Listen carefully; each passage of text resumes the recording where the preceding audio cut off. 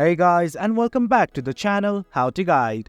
In this tutorial, we're gonna look at how to log in to your Dovenmuehle account. Now let's begin. On any browser of your choice, simply type www.dovenmuehle.com and hit on enter right now.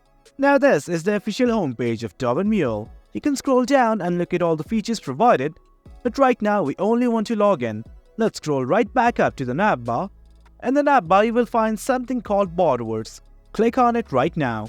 It's gonna redirect you to a new page, and in here it's gonna ask you to enter your mortgage online username and password. Simply enter both of them. In case you forgot any one of them, here are the buttons right here that say forgot username and forgot password. Click on them and follow the prompts. That way you can again regain access to your account. Now let's enter our credentials. Once everything's alright, click on this login button right here, and then you will be redirected to your account. That's how we log in to your Dovenmuehle mortgage account. Hope you guys found this video informative, and for more content like this, do remember to hit like, share and subscribe. Thank you.